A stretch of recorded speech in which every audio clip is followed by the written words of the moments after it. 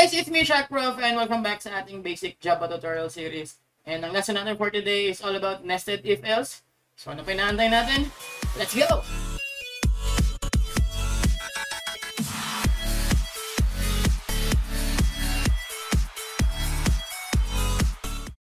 So ang lesson nga natin for today is all about nested if-else. So ano nga ba muna si nested if-else? Si nested if-else po ay, kumbaga, sa loob po ng if natin or ng else natin or kahit sa else if natin is meron pang another if. So ito yung kumbaga na lesson ko nung nag-live tayo nung nakaraan. I think last year pa nga ata yun. Pero anyways, sabi ko nga doon isuulitin ko siya, 'di ba? Dito sa series na to. So ito 'yun. So ano nga ba ulit si nested if else at paano siya gawin? Ito siya. So ito pa rin 'yun sa past na sa series natin. Tinanggal ko dito yung nasa live natin. Pero kung gusto niyo panoorin nasa live natin, ayan, nandiyan siya. Tingnan niyo na lang. So ito yung last natin, which is else if pa. So ngayon, paano natin siya gagawing nested if else? Sabi ko nga, sa loob po ng if, which is eto, hindi sa loob ng condition ha, condition to. Okay? Sa loob po ng if, which is eto yan, sa loob po ng curly braces ng if, ayan, meron pong another na if para dyan. So tulad nga sabi ko kanina na sa loob po ng if, hindi sa loob ng condition ha, condition yung nasa parameter. Nasa loob po ng curly braces, which is ayan. Sa loob po ng curly braces ng if is meron pang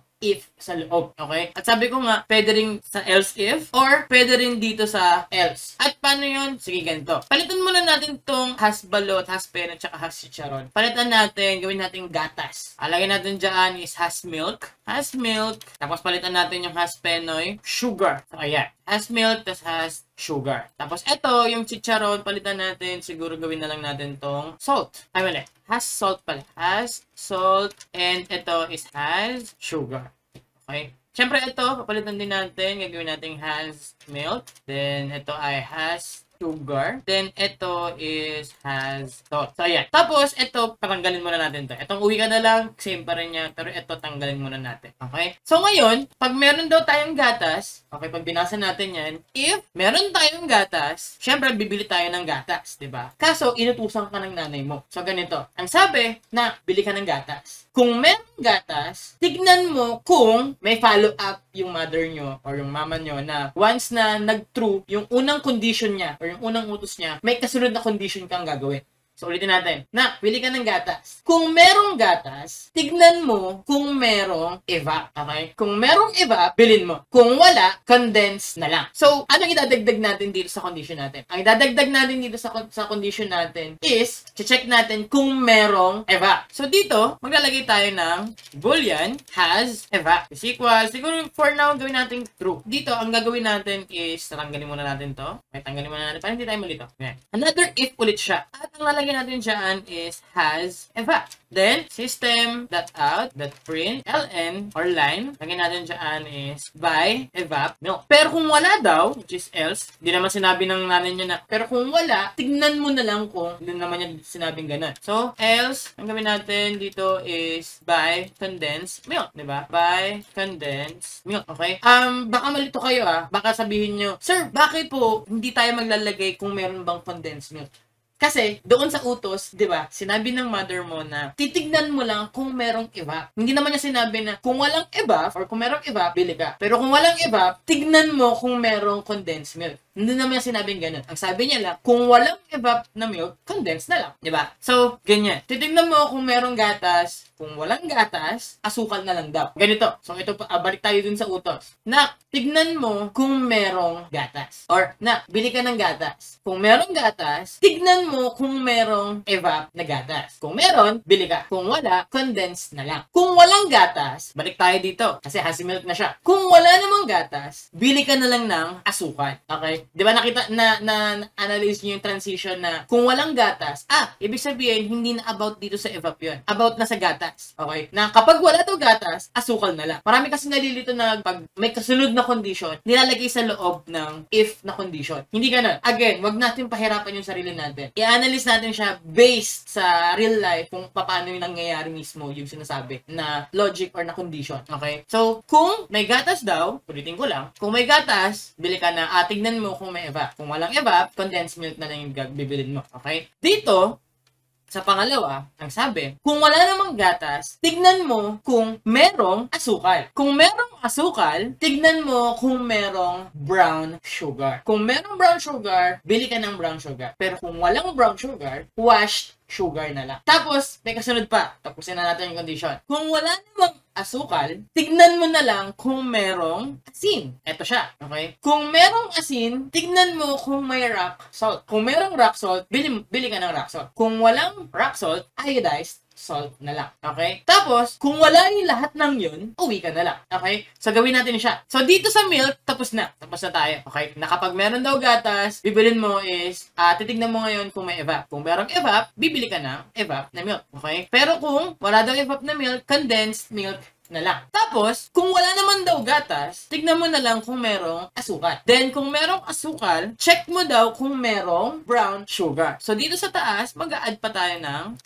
boolean has brown sugar is equals, siguro true muna natin lahat. True muna natin sila lahat. Ayan, true. And ito ay true. Okay? Tapos parang hindi nakakalito, pagsamasamahin natin yung mga magkakapartner. Okay. Ayan. Tapos dito, if has brown sugar. Okay? Kung may brown sugar daw, copy na lang natin to dahil tamad tayo. Ayan. Kung may brown sugar daw, ang gagawin mo is buy brown, hindi brown milk, syempre brown sugar. Kung wala daw brown sugar, ang bibilin mo is washed sugar. Okay? So, ayan. Tapos sa salt, di ba? Kung meron daw salt, or kung merong asin, or kung walang asukal, tignan mo kung merong asin. Kung may asin, tignan mo kung merong has rock salt. Equals true ulit. Kung meron daw rock salt, syempre, bibili ka ng rock salt. Has rock salt. Tapos, copy natin to dahil tamad tayo. Ayan. Rock. Then, hindi rock sugar dahil rock salt ang kailangan natin. Ayan. Then, else. Ayan. Sorry. Ayan. Then, else. Kung wala daw rock salt, syempre, ang sabi is iodized salt na lang. Iodized salt. Okay? Tapos, kung wala daw lahat ng yan, uwi na lang. Or uwi ka na lang. Okay? So, ayan. Ngayon, actually, eto na siya. Since lahat ng yan true at katulad nga ng unang lesson natin sa if-else na once na merong unang true, yun na yung unang-una niyang gagawin at yung iba, hindi na. Diba? Kasi sa utos din naman ng nanay mo na ang sabi niya lang, kung merong gatas, yung gatas lang talaga yung pinapabili niya sa'yo. Nagkaroon lang siya ng another option na kapag walang gatas, ano na lang yung bibilin mo. Diba? So, basically sa programming, ganun din siya. Okay? Which is, dito, since meron tayong gatas at meron daw tayong evap, ang gagawin mo is buy evap milk. And then, yun na mismo yung output lang. Okay? Kasi hindi naman sinabi ng nanay mo na after or kung meron gatas, 'di ba? Titignan mo kung hindi niyo sinabi na kahit merong gatas, bili ka pa rin ng asukal. Kasi kung ganun, tatanggalin natin tong else if, gagawin natin solo yung has sugar. Which is na lesson natin to sa last part. Okay, yung part 3. So, eto siya. Ganyan po. Pero since magkakadugtong yung utos sa atin ni nanay natin, ganyan siya. Ngayon, check naman natin kung false yung milk tsaka evap. Hindi, actually, kahit nga true yung evap, okay, kahit merong evap, kahit sabihin natin hindi naman pwedeng ganun, walang gatas pero may evap, di ba? Imposible yun. Pero sa ngayon, check muna natin, okay, na kahit mag-true yung nasa loob nitong if, yung unang-unang if, kahit true yung nasa loob niya na if false naman, okay, yung pinaka parang parent niya, hindi pa rin siya mangyayari. Okay? Ang gagawin niya is yung nasa else if pa din. Kasi ang unang-unang condition naman talaga is ito po talaga. And actually po, pwedeng magkaroon ng nested if else. Okay? Or kung ilang nested ba yung gusto mo. Actually, pwede po yun. Na after nitong if has evap, meron pang nandiyadyaan. For example, may puto si nanay mo na kung mura lang, check mo kung yung evap is 35 pesos lang. Kung 35 pesos lang, bilhin mo. Kung hindi 35 pesos, uwi ka na. Okay? Another if yan sa loob. Okay? Syempre, another variable tayo. Yes po. Nangyayari yun. So, ganun siya. Ayan. Ngayon, sige, balik tayo dun sa sinasabi ko kanina. Check naman natin sa has sugar. Ayan. So, syempre, since meron daw tayong sugar, tignan natin kung merong brown sugar. Kung meron, bili ka ng brown sugar. Kung wala, washed sugar na lang. Since naka-true yung brown sugar, ayan, ibig sabihin, ang output natin ay by brown sugar. So, yan. And ngayon, false naman natin yung has sugar. Ayan. False natin yan. Pero si rock salt, i-false natin.